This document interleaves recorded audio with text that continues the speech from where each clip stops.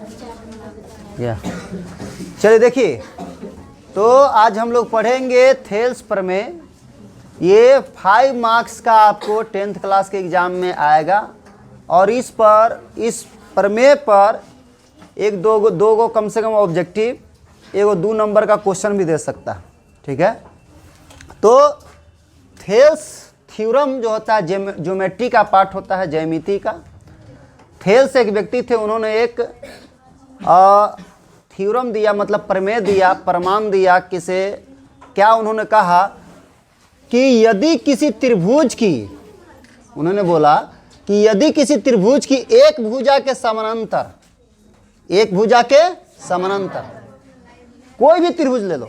देखो जी, थेल्स क्या कह रहे हैं कि यदि किसी त्रिभुज की एक भुजा के समानांतर, कोई भी त्रिभुज ले लिए, उसके एक भुजा, 3 गो भुजा होता है त्रिभुज में, तीनों भुजा में से किसी एक भुजा के समानांतर एक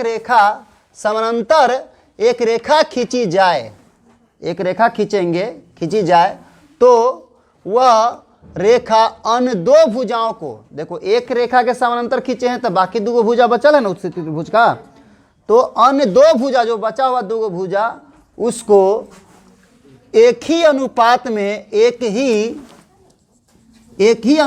में बांटती है या विभाजित करती है। बांटती है या विभाजित करती है। ठीक है, एक ही अनुपात में बांटती है या विभाजित करती है।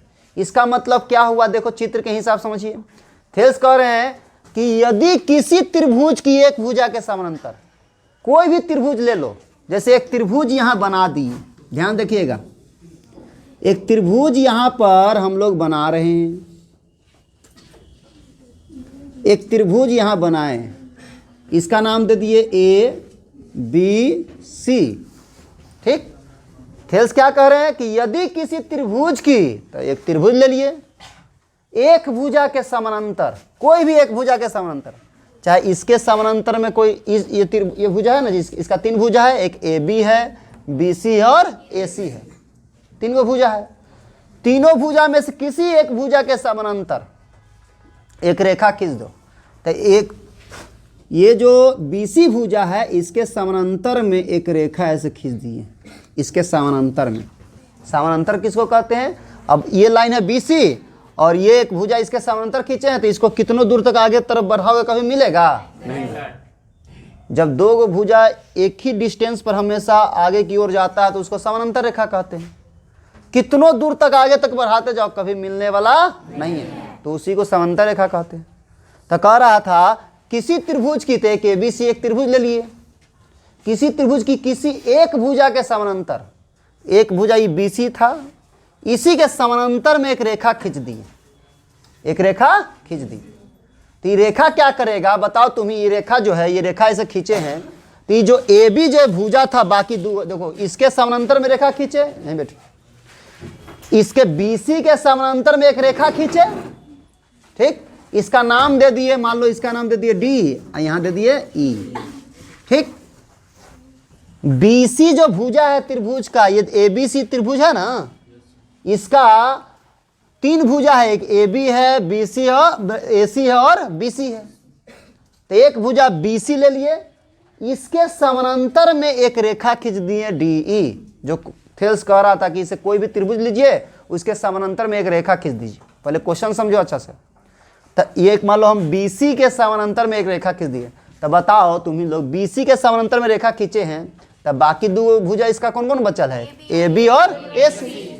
तो कह रहा अन्य 2 भुजाओं को कह रहा है कि एक रेखा खींची जाए, तो वह रेखा, यानी यह रेखा अन्य 2 भुजाओं को, अन्य 2 भुजा कौन कौन है? AB और AC।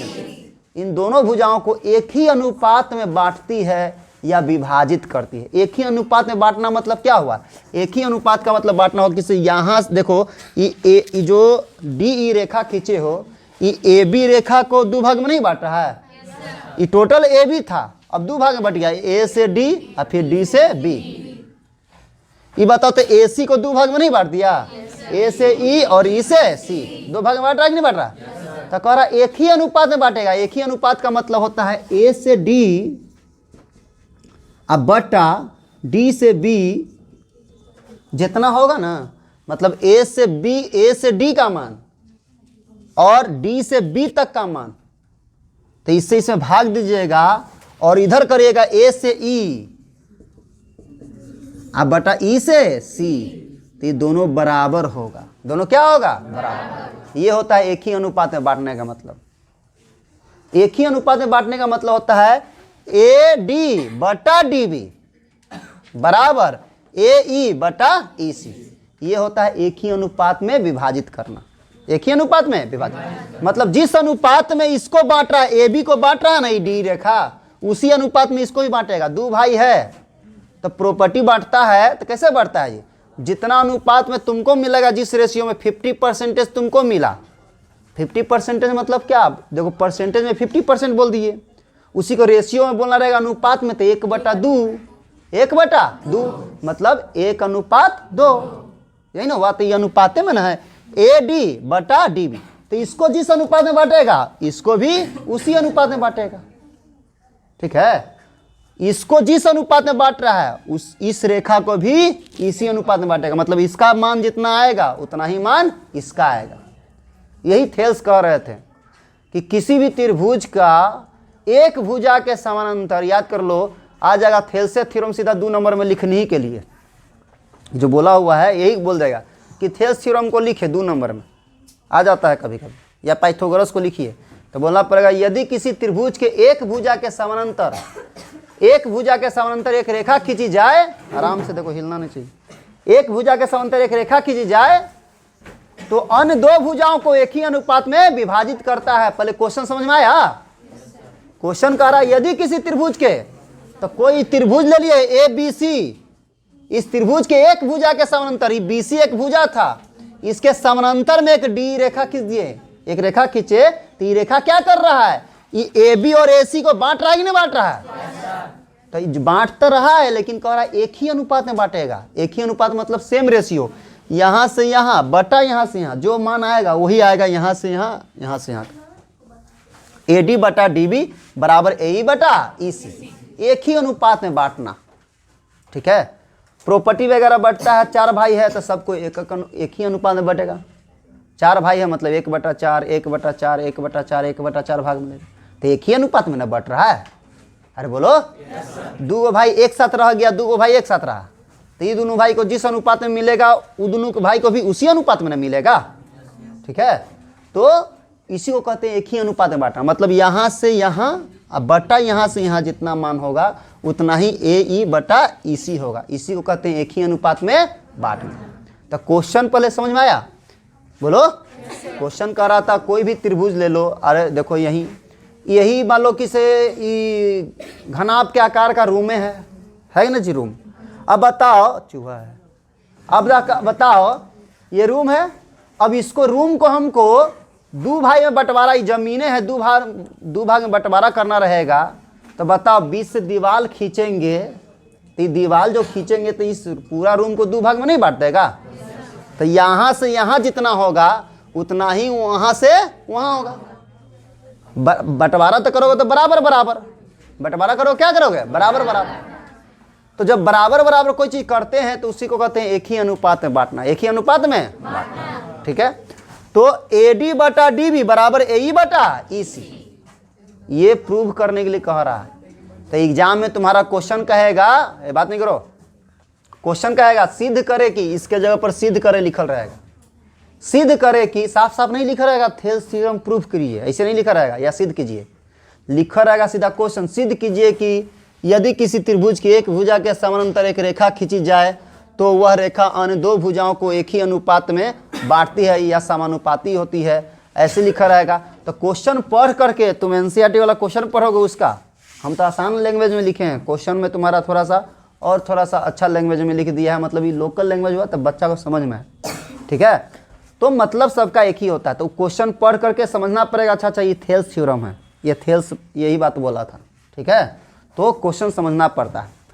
तो इसीलिए पहले तो क्वेश्चन अच्छा समझ में आना, क्वेश्चन क्या कह रहा है।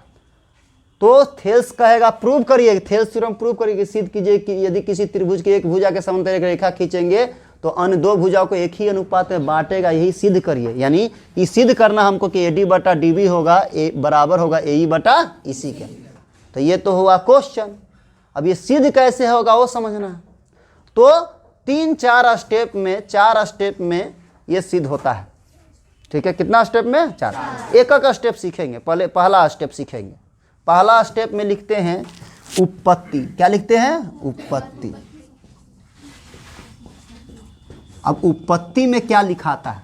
तो जो तुम चित्र खींचे हो ना वही उत्पत्ति हो जाएगा। चित्र तुम क्या किए हो बताओ तो। हम बोलेंगे इसको देखकर बोलो, क्या बोलोगे? ABC एक त्रिभुज है जिसमें BC के समानांतर एक रेखा खींचे हैं, D रेखा खींचे हैं, यही ना है? तो यही उत्पत्ति में लिखाएगा। यही क्या में लिखाएगा? उत्पत्ति। ठीक है, अब बताओ तो यहां लिखेंगे माना कि ABC एक त्रिभुज है। एक क्या है? त्रिभुज है जिसमें BC के समानांतर DE रेखा खींचा। DE रेखा खींचा। DE रेखा खींचा। ठीक है, कोई दिक्कत है? अब बताओ D रेखा खींचे हैं, D रेखा खींचे हैं तो क्या कर रहा कि ये D जो रेखा है ये AB जो भुजा AB है उसको D बिंदु पर और AC जो भुजा है उसको E बिंदु पर काटती है। काटती है ना जी? काट रहा ही नहीं काट रहा? अब आता तो वही चीज लिखे हैं खींचा। जो AB और AC को D और E बिंदु पर विभाजित करती है। क्या करती है जी? विभाजित करती है। ये लिखना उत्पत्ति में। बस क्या लिखेंगे? जो चित्र बनाए हो उसी चीज को लिखो, जो आराम से पढ़ो थेल्स। अब देखिए ध्यान से, यहाँ पर चित्र में हम लोग क्या बनाए हैं? तो चित्र में बनाया है कि ABC एक त्रिभुज लिए हैं जिसमें क्या किए हैं? BC के समानांतर एक रेखा खींचे D। और खींचने से क्या हुआ? खींचे हैं तो क्या हुआ? किसी जो AB जो भुजा है, AB भुजा को बिंदु D पर और AC भुजा को बिंदु E पर क्या करता है? विभाजित करता है। विभाजित कर रहा है ना जी? तो ये उत्पत्ति में लिखेंगे। किस में लिखेंगे? उत्पत्ति। बोलो उत्पत्ति में दिक्कत है? पहले इसको नोट करो, एक एक स्टेप बताएंगे ताकि याद रहे। अब देखो तो इसमें जो आप चित्र बनाए थे तो जब बनाते हैं वही चीज उत्पत्ति में लिखाता है। ठीक, जो चित्र बना है ABC एक त्रिभुज है। इस त्रिभुज में BC जो भुजा है उसी के समानांतर में एक रेखा खींचे हैं D। रेखा खींचे हैं तो क्या हुआ? जो D रेखा है AB जो भुजा है उसको बिंदु D पर और AC भुजा है उसको बिंदु E पर क्या कर रहा है? विभाजित कर रहा है, या बांटना भी लिख सकते हो, बांटती है। ठीक, तो अगला स्टेप क्या होता है? तो अगला स्टेप है जो सिद्ध करना रहता है वो लिखते हैं। तो सिद्ध करना है कि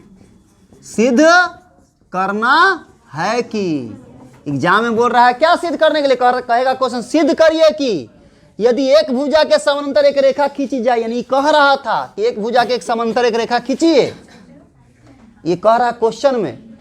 खींचा जाए मतलब ये दिया हुआ है, तो खींचेंगे तो क्या होगा? तो वह रेखा अन्य दो भुजाओं को एक ही अनुपात में विभाजित करता है। ये सिद्ध करना है। तो क्या करना हमको सिद्ध करना है कि AD जब खींचेंगे तो ये क्या करेगा? AB को AD बटा DB करेंगे बराबर होगा AE बटा EC। यही सिद्ध करना है।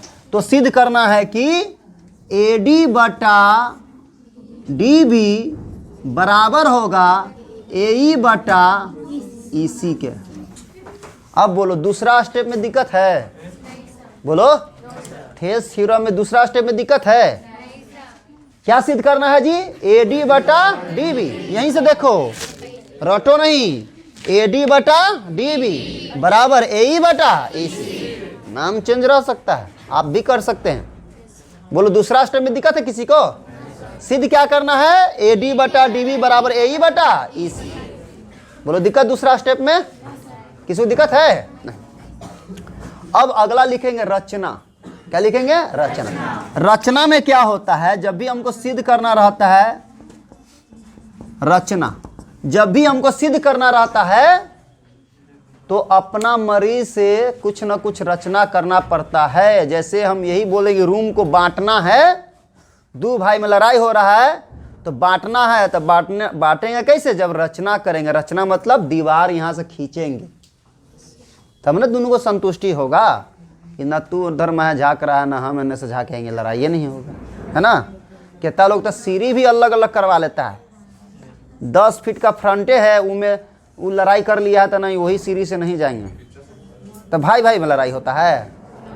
भाई भाई में होता है? नहीं।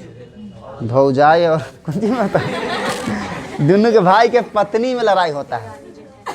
तुम जितना भाई जितना मिलजुल के भी रह रहे हो ना, शादी बाद भी तुम मन में दोनों भाई का वैसी रहेगा, लेकिन दोनों भाई के पत्नियों में नहीं बनेगा। इसीलिए इतना लेवल में रहना चाहिए। अच्छा क्यों होता है? तो पैसे कौड़ी के वजह से होता है।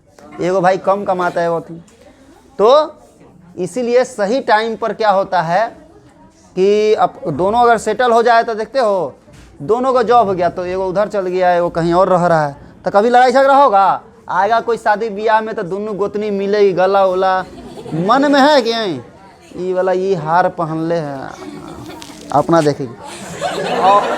औरत लोग वही दिखाएगी, मतलब कि हार उर सोना वोना ये सब कि आप कितना में लिए थे? तो हम तो 3.5 लाख में थे। आपका पहले सोचा तो वो बोलेगी ना मेरा तो 4 लाख के है कि नहीं? बढ़ाई के बोलेगी, ऐसी बोलेगी। लेडीज लोग में थोड़ा ये सब को लेकर कंपटीशन होता है, खूबसूरती के मामले में कंपटीशन होता है। बोल दिया उसको कोई अगर 40 साल का भी है उसको बोल दीजिए कि नहीं आप आंटी कहाँ लगती हैं। हाँ हम सोचे कि से आप तो उनकी दीदी हैं, मतलब बेटी है, हम सोचे बड़ी दीदी हैं। मम्मी नहीं, हमको लग भी नहीं करता मम्मी, उनको बहुत अच्छा लगे था। हम सुख आनंद जो होगा उसका मुकाबला ही नहीं। अब बताओ तो यहाँ देखो, यहाँ इसलिए देखो तो लड़का लोग को पापा ओपा कोई बच्चा बोल देता है, छोटा बच्चा तो बुरा मानता है और बुलवाता है पापा बोलो पापा बोलो। नहीं, कुवार लड़का है लेकिन बोलेगा कि से पापा बोलो, आओ बेटा बेटा करके खिलाएगा। लेडीज को कहीं मम्मी मम्मी नहीं, इसको नहीं गोदी लेंगे हम, मम्मी मम्मी जहाँ मन तहाँ बोले लगता है कि नहीं? ऐसे बोल देता है। अब देखो, अब ध्यान देखिएगा यहाँ, तो बताओ जी सिद्ध करना दूसरा स्टेप में दिक्कत है। अगला स्टेप रचना करेंगे। इसको सिद्ध करना है तो कुछ रचना करना पड़ता है। तो क्या रचना करना पड़ता है? तो ध्यान से देखो जी, देखना ध्यान से, रचना क्या करना पड़ता है। रचना करते हैं जो डी जो है, बिंदु डी से इस AC जो रेखा है इस पर हम लोग लंब खींचते हैं। क्या खींचते हैं? लंब। देखो अगर तुम बोलोगे AE पर लंब खिंचाया है, एक जगह लंब है तो सारा पर लंब होता है। जैसे ये देखो पिलर है, तो पिलर जमीन के साथ 90 डिग्री बना रहा है, तो वहीं पर खाली 90 नहीं बना रहा है। हम बोलेंगे वही पिलर यहाँ पर कितना डिग्री का एंगल बना रहा है, तो वही पिलर यहाँ भी 90 डिग्री बना रहा है। मतलब अगर ये जमीन पर अगर 90 डिग्री का कोई पिलर है तो वो पिलर कहीं पर जमीन पर कहीं भी बिंदु ले लोगे सब के साथ एंगल 90 डिग्री बनाएगा। कितना डिग्री? 90 डिग्री। तो सब के लिए लंब रहेगा। ठीक है, गांव देहात में शादी होगा लड़का का तो तुम पूरा गांव का दामाद कहला जाएगा। ठीक है, पूरा गांव का लड़का का जीजा जी कहला जाएगा, है ना? हाँ ऐसे होता है। असम मानता भी ऐसा नहीं मानता है, शहर लेखा उतना नहीं होता है कि शहर में तो अगले बगले में अलग अलग रिलेशन रहता है, लेकिन गांव देहात में तुम जाओगे शादी उदी को तो बहुत सम्मान उम्मान मिलता है कि हाँ पूरा अरे मेहमान अलथीन है, मेहमान अलथीन है। कोई यहाँ चल जाओ तो मेहमाने कहेगा। अब देखिए रचना में क्या करते हैं, तो यहाँ कहने का मतलब था कि जो डी से इस पर लंब खींचे हैं तो ये AE पर भी लंब है और AC पर भी लंब है और EC पर भी लंब है। समझ में आया? इस लाइन पर टोटल पर ही लंब हो गया, मतलब 90 डिग्री। और जिस पर लंब रहता है वो आधार कहलाता है। क्या कहलाता है? आधार। जैसे लंब है तो जमीन क्या कहलाएगा? आधार। अब बताओ एक छत को उल्टा कर दो, ये लंब तो उस पर दीवार पर भी तो है, तो बताओ उस पर भी वो आधार कहलाएगा। क्या कहलाएगा? आधार। लेकिन इधर है जी ऐसा नहीं, यहाँ से हम लंब खींचे, इस पर लंब थोड़ी, लंब मतलब 90 डिग्री, यहाँ 90 बना रहा है नहीं। लेकिन अगर यहाँ से इस पर लंब खींचे हैं, 90 डिग्री का एक लाइन खींचे हैं, जहाँ एंगल 90 डिग्री बना रहा है, तो ये केवल ए पर नहीं है, केवल ईसी पर नहीं है, टोटल पर है। ए पर भी बोलेगा तो यही लंब रहेगा, तो आधार ए कहला जाएगा। जब हम बोलेंगे एसी पर लंब है ए, तो आधार कौन कहलाएगा? एसी कहलाएगा। हम बोलेंगे ईसी पर लंब है, तो आधार कौन कहला जाएगा? ईसी। ये लाइन में जिसका यूज करोगे कि इस पर लंब है, वो उसका आधार कहलाएगा। क्या कहलाएगा? आधार। बोलो दिक्कत है? वो क्या कहलाएगा? आधार कहलाएगा। ये जो डी है, डी से लंब खींचे हैं, यहाँ पर नाम दे देंगे, मान लो एम नाम दे दिए। क्या नाम दे दिए? एम। डी एम लंब खींचे हैं किस पर? एसी बोलो चाहे एई बोलो, इस सब पर है। ये क्या है? सब पर है। तो इधर खींचे हैं, तो यहाँ पर लिखेंगे रचना में डी एम लंब है एसी पर। किस पर है? एसी। अच्छा एसी बोल दिए तो बताओ एई पर लंब नहीं है? एई पर भी वही है, एसी पर भी वही है, ईसी पर भी वही है, याद रखिएगा। ठीक है। अब बताओ ध्यान से देखिए, तो इधर खींचे हैं तो इधर भी खींचेंगे, यहां से भी इस पर लंब खींचेंगे, तो यहां पर नाम दे दिए एन। क्या नाम दे दिए? एन। तो यहां बोलेंगे और ई एन लंब खींचे किस पर? एडी पर। किस पर? एडी पर। ठीक है। किस पर? एडी बोलो चाहे एबी बोलो, एबी भी बोल सकते हो, कोई दिक्कत नहीं है। ठीक है। हम क्या बोले? सब पर है, तो एबी भी बोल सकते हो, एडी भी बोल सकते हो, बोलो दिक्कत? अब बताओ रचना में किसी को दिक्कत है? दिक्कत है इसमें? नहीं। अब अगला क्या करेंगे रचना में? तो सी को डी से मिला दीजिए और बी को ई से मिला दीजिए। तो ये चीज लिखो यहां पर, तथा सी को डी से और बी को ई से मिलाया। बोलो अब रचना में दिक्कत है किसी को? रुकिए उसको बोलो, बताओ जी दिक्कत है? अब समझो अच्छा से, अब ध्यान दो, यहां से अब बनाएंगे तो कैसे? तो गौर से देखिएगा, हमको जो प्रूफ करना है वो भी देखना रहता है, इसलिए ध्यान देखना। ये त्रिभुज पहले, सबसे पहले इस त्रिभुज का हम क्षेत्रफल निकालते हैं ए डी ई का। ठीक, ए डी ई का क्षेत्रफल निकालोगे त्रिभुज ए डी ई का, तो इसमें देखो आधार और लंब कौन है। देखो ई एन जो है ये ए डी पर, बताओ इस त्रिभुज में चल रहे हैं ए डी ई में, तो ये जो ई एन जो है, ई एन लंब है कि नहीं ए डी पर? तो ये हो जाएगा लंब, और ये हो जाएगा क्या? आधार। क्या हो जाएगा? आधार होगा। ई एन हो जाएगा क्या? लंब, और ये ए डी क्या हो जाएगा? आधार। होगा कि नहीं होगा? अब बताओ ध्यान देखो यहाँ पर, तो हम लोग सबसे पहले त्रिभुज का क्षेत्रफल निकालते हैं। त्रिभुज ए डी ई का क्षेत्रफल, तब बताओ किसी भी त्रिभुज का क्षेत्रफल का जनरल फॉर्मूला क्या होता है? बताओ तो 1/2 इंटू आधार इंटू ऊंचाई। ऊंचाई को ना लंब कहते हैं।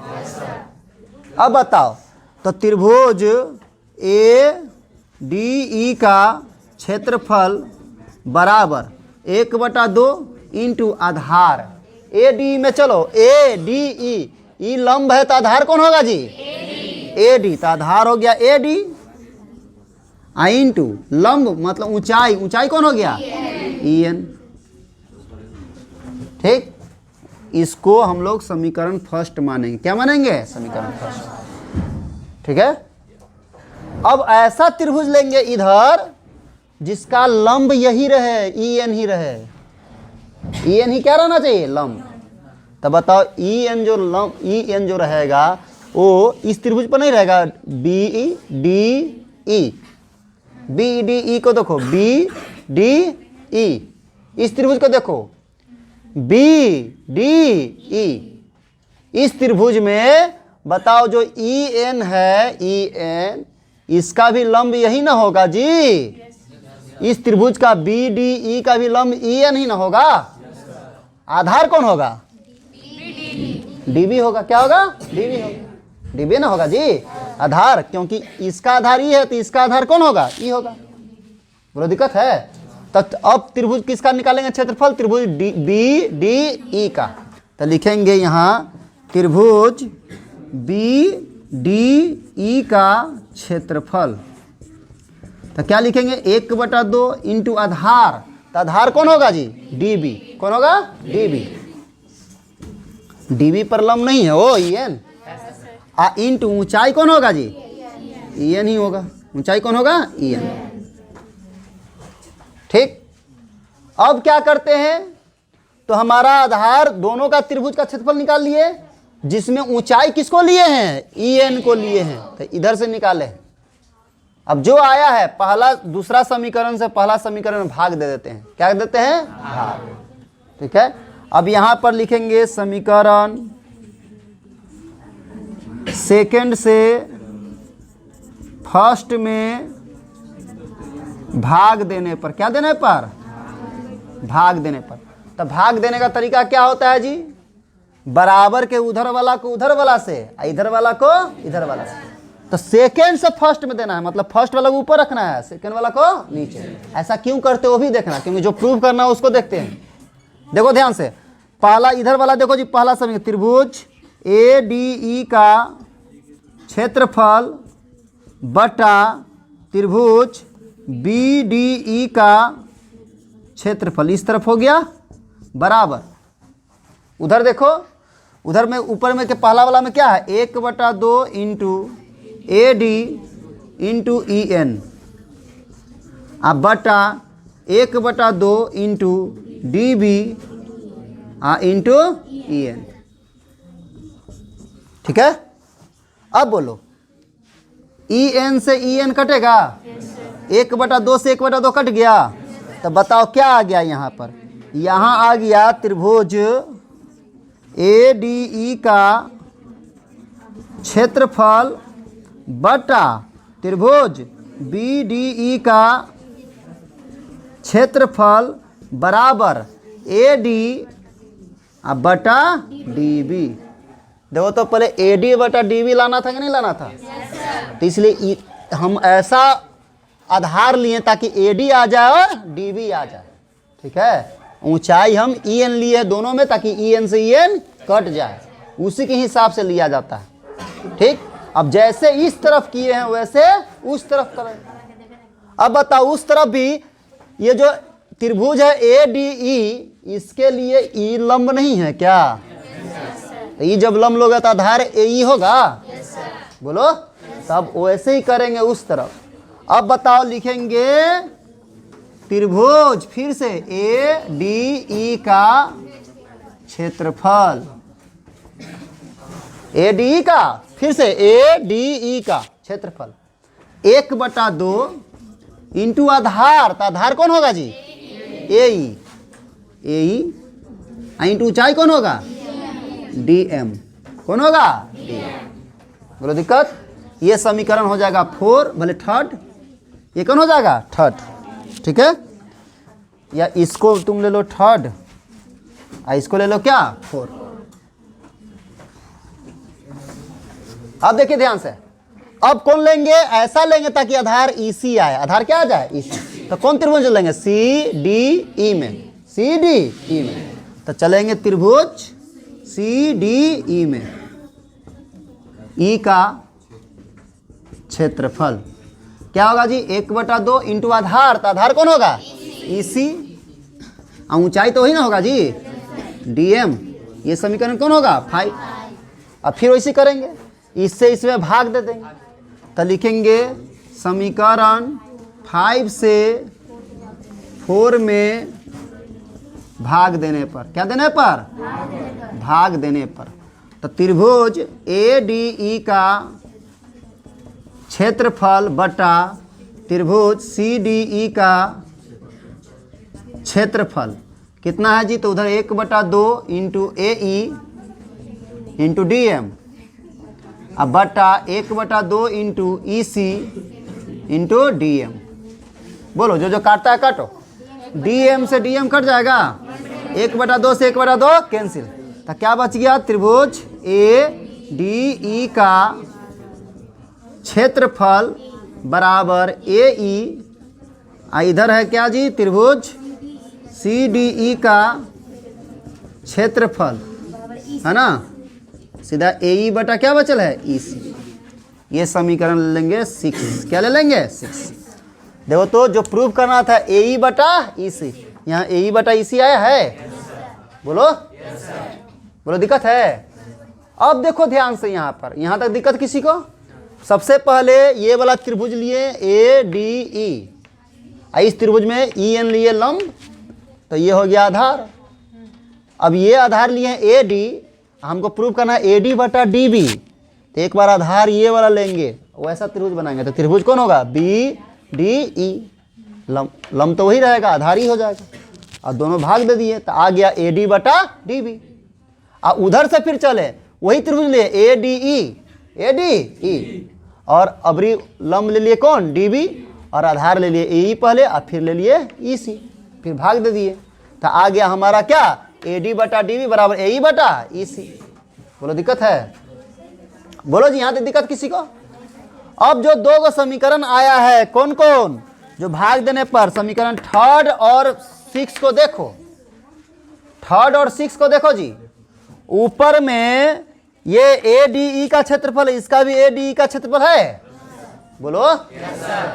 तो जब देखो तो ऊपर वाला बराबर है ADE का क्षेत्रफल, ADE का क्षेत्रफल, 2 बार ADE का क्षेत्रफल निकालेंगे तो अलग अलग क्षेत्रफल आ जाएगा क्या? इसका क्षेत्रफल हम निकाल दिए, तो मान लो यहाँ पर आ गया कि 100 स्क्वायर फीट का रूम है या 200 स्क्वायर फीट का रूम है। अब तुम आके नाप के निकालोगे तो अलग हो जाएगा स्क्वायर फीट? बोलो, स्क्वायर फीट तो उतना ही रहेगा। तो जब ऊपर वाला ADE का क्षेत्रफल 3 को देखो और 6 को देखो, ऊपर में ADE का क्षेत्रफल यहाँ भी है, यहाँ भी ADE का क्षेत्रफल है, तो ऊपर वाला दोनों सेम है कि नहीं है? सेम।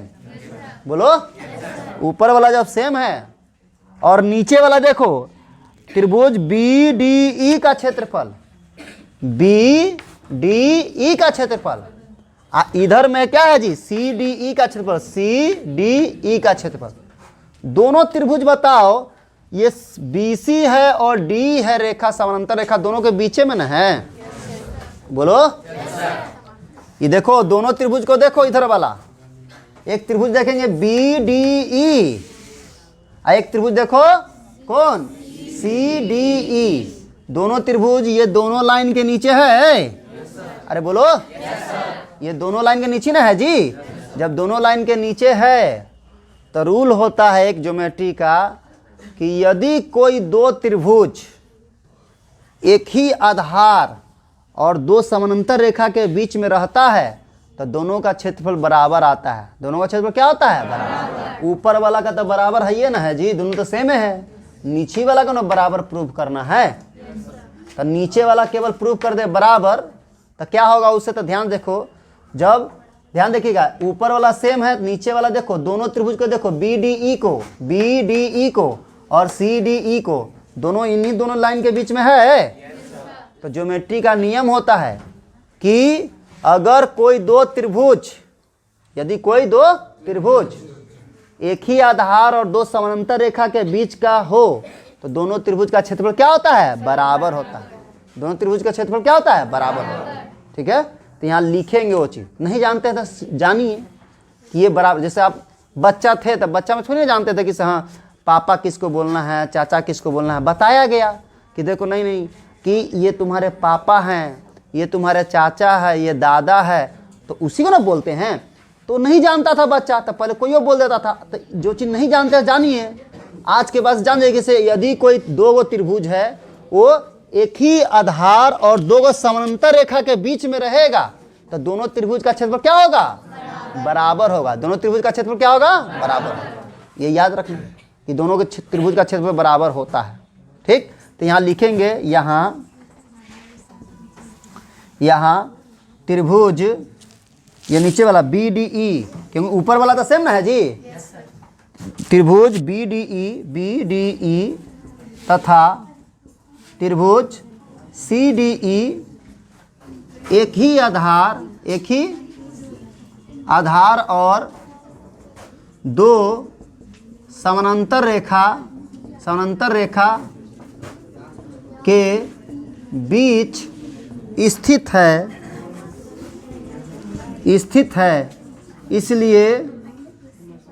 इसलिए दोनों त्रिभुज का क्षेत्रफल बराबर होगा। क्या होगा जी? बराबर होगा। दोनों त्रिभुज का क्षेत्रफल क्या होगा? बराबर। अब तुम बताओ जी, समीकरण देखो, तुम समीकरण 3 और 6 देखो, ध्यान देखो, ऊपर वाला दोनों क्षेत्रफल बराबर है और नीचे वाला भी बराबर है, तो इसका मतलब इसका जो मान होगा और इसका जो मान होगा दोनों सेम होगा कि अलग अलग होगा? सेम होगा। जब ऊपर वाला मान लो ऊपर में 5 है एकड़ और नीचे ऊपर मान लो 10 है और नीचे 2 है, तो काटेंगे तो कितना होगा? बोलो। ऊपर मान लो 10 है, नीचे कितना है? 2, तो काटेंगे तो कितना होगा? 5। एकरों में कह रहे हैं ये जो है ना यहाँ ऊपर, वही चीज यहाँ ऊपर है, तो यहाँ 10 था तो यहाँ भी 10, यहाँ 2 था तो यहाँ भी 2, तो एकरों काटेंगे तो कितना होगा? दोनों बराबर होगा कि नहीं बराबर होगा? तो इसका मतलब क्या है? जब ये दोनों का मान बराबर है तो इसका मान ई है और इसका मान कौन है? ये है। अंक में बोले 5 5 तो समझ गया दोनों बराबर, तो वहाँ मान रखे, नंबर रखे हैं तब ना। एकर मान कौन है? एकर वैल्यू कितना आया है? AD बटा DB आया है। ये और ये बराबर आ रहा है कि नहीं आ रहा है? बराबर आ रहा है। इसका मतलब इसका वैल्यू ये है, इसका वैल्यू क्या है? ये। तो दोनों क्या होगा? बराबर होगा। दोनों क्या होगा? बराबर। लिख देंगे, इसलिए AD बटा DB बराबर होगा AE बटा EC के। ये प्रूव हो गया। ये क्या हो गया? प्रूव हो गया। ठीक है, इसको उतारिए अच्छा समझ के।